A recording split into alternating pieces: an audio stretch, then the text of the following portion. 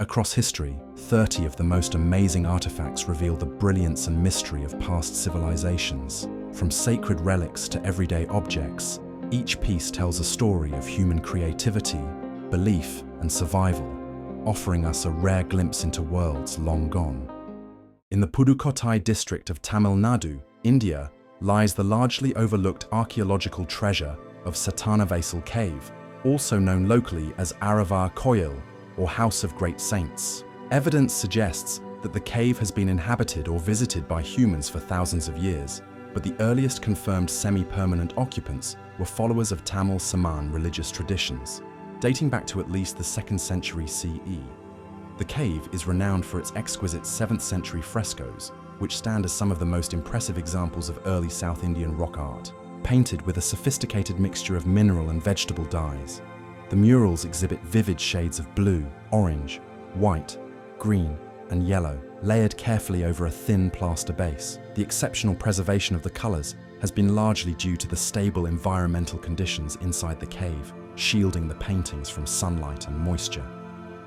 In August 2020, archaeologists working at a Bronze Age settlement in the Masovian region of Poland made an unusual and captivating discovery: a collection of tiny pig figurines estimated to be around 3,500 years old. These figurines are remarkable, not only for their age, but for the exquisite detail with which they were crafted. Each figure, measuring barely an inch in length, captures the anatomical features of pigs with surprising precision, right down to the depiction of nipples and other subtle physical characteristics. Interestingly, variations in the design suggest that these figurines may have been the work of multiple artisans, each bringing their own stylistic touches to the collection. Surrounding the settlement where the figurines were found is an ancient stone wall, a rare and unexpected feature for a community of that era in this part of Poland. This suggests a level of social organization and investment in defense that challenges previous assumptions about Bronze Age societies in the region. Deep within the salt mines of the Zanjan district in northwestern Iran, a series of extraordinary human remains have been uncovered, locally known as the salt mummies, or salt men. These bodies are exceptional for their remarkable state of preservation, owed largely to the salt-rich environment which has naturally mummified the remains. Some of these mummies date back as far as 11,000 years, making them among the oldest well-preserved human remains ever found. The salt mummies are predominantly male, and many still retain their skin, hair, and even internal organs, providing an invaluable glimpse into the physical characteristics of ancient peoples from this region. Intriguingly, the reasons why these men ended up deep inside the salt mines remain a mystery.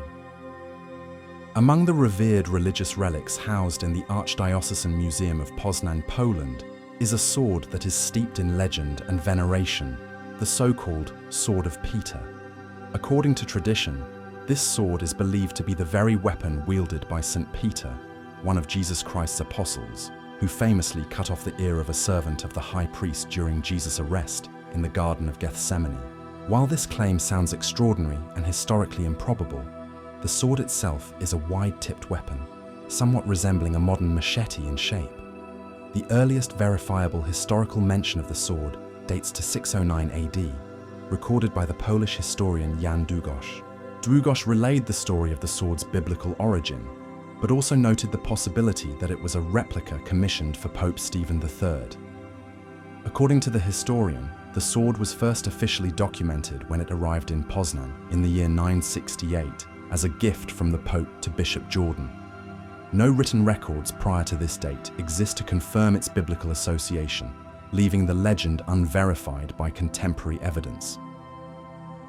In 2008, a remarkable archaeological discovery was made in Huacapucana, Peru, the mummy of a female warrior belonging to a pre-Hispanic culture that predates the Incas.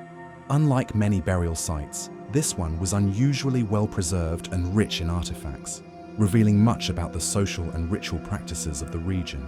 The woman was interred with a striking wide-eyed death mask, an object likely designed to signify status, power, or spiritual significance. Accompanying her burial were 2 other adults and a child, possibly members of her family or community. The presence of the child, however, raises a darker possibility. Some archaeologists suggest the child may have been a victim of human sacrifice, a practice sometimes used to honor or accompany the dead into the afterlife. In November 2013, a rare Roman chamber tomb was uncovered near the ancient city of Corinth in Greece during routine roadworks aimed at extending the national road between Corinth and Patrick. What makes this tomb extraordinary is not only its unusual architectural shape, but also the exceptional state of preservation it has maintained over nearly 2 millennia. The tomb's vaults are elaborately decorated, and its walls are adorned with beautiful paintings that reveal the great care and craftsmanship invested in its construction. Greek archaeologists who studied the tomb have dated it to the 1st century CE. They believe it likely belonged to either a Roman citizen or a Romanized Greek who maintained close ties to Rome. Although the burial is not opulent enough to suggest that the individual was part of the nobility or elite of Corinthian society at the time, it indicates that this person was granted more respect in death than an average citizen might have received. Unfortunately, despite the tomb's excellent preservation, experts have concluded that identifying the individual buried within it is probably beyond reach. Moving eastward to Central Asia, near the city of Samarkand in Uzbekistan, lies the archaeological site known as Kafir Kala, a name which translates as the Fortress of the Infidels. Though there is another site of the same name in Tajikistan, the one near Samarkand is considered more significant. Today, the fortress exists largely as a ruin, but its central mud brick citadel, 6 defensive towers, and surrounding moat can still be discerned. Although the living quarters outside the citadel have largely vanished from plain sight, archaeologists have successfully identified their foundations using ground-penetrating radar. The local population has long been aware of Kafir Kala, but it was not until 1972 that a formal archaeological excavation began. The findings suggest that the site was first settled by the Karits during the 4th century CE. Among their remnants were coins and administrative records known as bool. The coinage, in particular, has provided valuable insights, helping scholars track the political transition in the region from Sogdian to Islamic rule.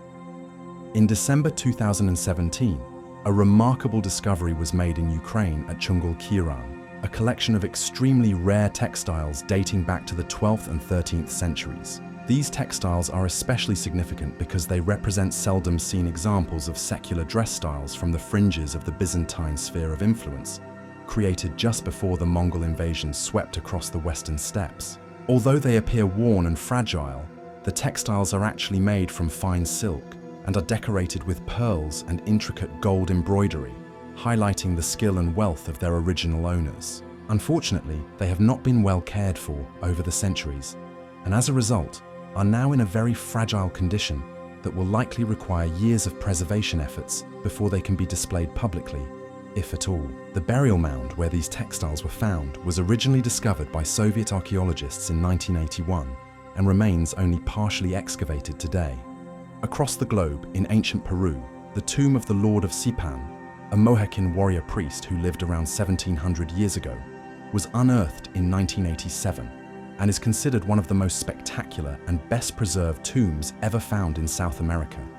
The tomb itself was guarded by a soldier wearing a copper helmet and holding a shield, whose feet had been amputated, presumably a measure taken to prevent the guardian from abandoning his post. Inside the tomb lay a treasure trove of priceless artifacts, including an ornate face mask, golden body ornaments, a golden scepter, and a necklace composed of gold and silver beads. Despite his wealth and status, the Lord of Sipan appears to have died young, with experts estimating his age at death to be around 35 years. In late 2013, fragments of fabric were discovered in the Wadi Maraba caves of Israel. While at first glance these scraps seemed unremarkable, closer analysis revealed something extraordinary about the dyes used to color them. These fabrics, approximately 2,000 years old, bear stains of purple, crimson, and indigo, colors traditionally associated with royalty and luxury during the Roman era. Even more intriguing is the presence of a rare shade of blue that may have been produced using sea snail ink, a pigment historically known as biblical blue. Archaeologists speculate that these fabrics might have belonged to Jews hiding in the caves during the Bar Kokhba revolt. However, This theory presents a paradox. In Roman times, such vibrant colors were reserved exclusively for the emperor and his family, and common people were forbidden from wearing them. Unfortunately, there are no archaeological parallels or other findings to help verify the exact nature of the dye, leaving experts with an unresolved mystery. In April 2022, archaeologists working near Copperhole village on the Pune-Satara highway in India uncovered an extraordinary collection of game boards etched directly into solid rock. Unlike the portable game boards we are accustomed to today, these 35 carved boards represent a regional variant of the ancient game Mancala, one of the oldest known board games in human history, with roots tracing back thousands of years. The carvings are intricate and well preserved, showcasing a style that appears unique to this part of India and possibly related to the game known in Kenya as Ajua or in rural India as Alagulain. Scholars believe these boards may have been created by traders and travelers who waited patiently for caravans to arrive, passing time through gameplay. Remarkably, many of the carvings are accompanied by mysterious symbols and figures whose precise meanings remain a puzzle to researchers even today. In 1940, a husband and wife archaeological team named Sydney and Georgia Wheeler embarked on an excavation in Spirit Cave near Fallon, Nevada. There, they uncovered what was initially thought to be a remarkably well-preserved mummy of a male who had died at about 40 years of age. At the time, the remains were estimated to be around 2,000 years old, and the discovery was heralded as a major find, the oldest human mummy in North America. However, the Wheelers passed away without the benefit of modern testing techniques that could more accurately date the remains. It was not until 1996 that mass spectrometry testing was carried out on the mummy, revealing a startling truth. The Spirit Cave mummy dates back roughly 10,000 years, placing his death around 7420 BCE, deep into the prehistoric era. The 16th century French astrologer and seer Nostradamus is world-renowned for his cryptic prophecies, which have fascinated believers and skeptics alike for centuries. One of his most important works, a 500-page manuscript titled Nostradamus M Prophecies, became the center of a dramatic cultural mystery in the early 21st century. In 2007, this priceless manuscript was stolen from the Historical Studies Center of the Barnabite Fathers in Rome. Over the following years, the manuscript resurfaced in flea markets in Paris and was traced to a second-hand dealer in Germany. Despite the theft, it was only in 2022 that the Cultural Heritage Protection Squad of Italy managed to recover the document after an art dealer attempted to sell it through an auction house in Pforzheim. The recovery was celebrated not only for the manuscript's return, but also because expert examination in Germany had conclusively verified the text's authenticity. Turning to Ethiopia, a remarkable pair of Ethiopic gospel books, known collectively as the Gama Gospels, hold the distinction of being among the oldest surviving illustrated Christian manuscripts in the world. These two manuscripts, preserved in the Abagarima monastery, have long been a subject of scholarly debate. Radiocarbon dating has now established that Gama I was likely written and bound between 530 and 1660 AD, while Gama II may date even earlier, possibly between 390 and 570 AD. This dating challenges earlier Western scholarly opinions, which had dismissed the Gospels as 12th century copies with little historical value. The survival of these manuscripts is especially remarkable given the turbulent history of the region. Between the 9th and 14th centuries, the monastery where they are housed was occupied by Muslim forces, yet the Gospels endured, likely hidden away from harm. In 2004, archaeologists working at the ancient site of Tel El Mara in Syria made a discovery that could change our understanding of the origins of written language. Inside a tomb, they uncovered a set of inscribed cylinders that scholars now believe may represent the earliest known alphabet in human history. Dated to around 2400 BCE, these artifacts predate the Phoenician alphabet and other early scripts by nearly 5 centuries. Until this find, it was commonly believed that writing systems in this period were dominated by hieroglyphic or cuneiform symbols, which often required hundreds of characters to record complex ideas. The cylinders, however, showed a simplified system consisting of roughly 20 to 30 unique characters, making them far easier to learn and use. This development suggests an intentional shift from complicated pictographs toward a phonetic writing style that could be applied more broadly across trade, governance, and daily communication. Scholars have argued that such a system would have been revolutionary for record-keeping and storytelling, potentially laying the groundwork for all later alphabets. One of the longest continuously occupied sites in prehistoric Europe was uncovered in Serbia, where archaeologists revealed evidence of a thriving settlement stretching from around 6100 BCE to 1000 BCE. Excavations exposed the remains of homes, work areas, and ritual spaces that together painted a vivid picture of daily life in Neolithic Europe. Among the artifacts, one object stood out above all others: a delicately carved pendant made from nephrite, a stone resembling jade. Dating to around 5600 BCE, the pendant was shaped in a way that scholars interpret as resembling a frog or amphibian figure. Frogs, with their life cycle of transformation and association with water, were often linked to fertility and childbirth in early symbolic traditions, and it is believed this pendant may have been used in rituals connected to maternity or the protection of mothers. The settlement itself revealed not only artistic and spiritual practices, but also advanced forms of trade, craftsmanship, and domestic organization.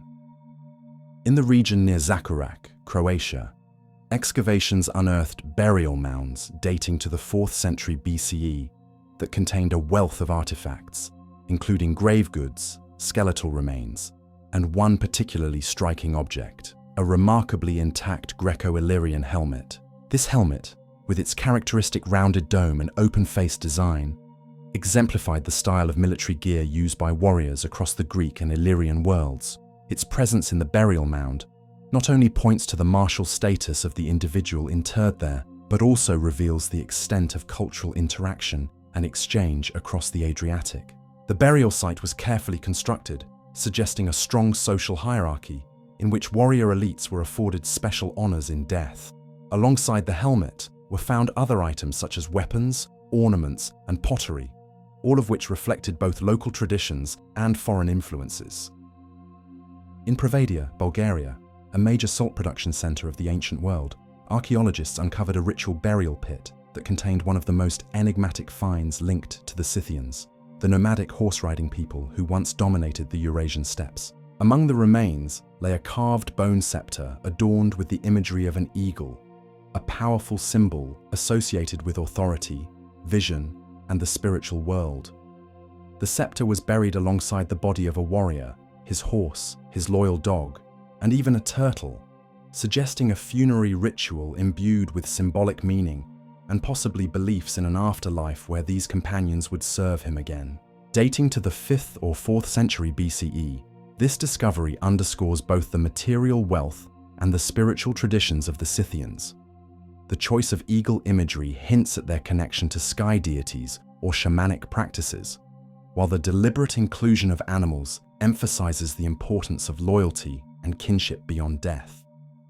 During construction work on modern fortifications in Ukraine, soldiers made an unexpected discovery that tied their efforts to those of ancient peoples: a Corinthian amphora buried as part of a grave. Dating to between the 6th and 5th centuries BCE, this vessel had been carefully placed as part of funerary rites, reflecting a long-standing Greek practice of using amphorae in burials and rituals. Amphorae, typically used to transport goods like oil, wine, and grain, took on symbolic roles in death, representing sustenance for the journey to the afterlife, or marking the deceased's ties to trade and wealth. The discovery of such an artifact, so far from Corinth, points to the wide-ranging networks of exchange that connected the Greek world with the Black Sea region. It also suggests that Greek cultural influence extended deep into the area, shaping local practices and beliefs.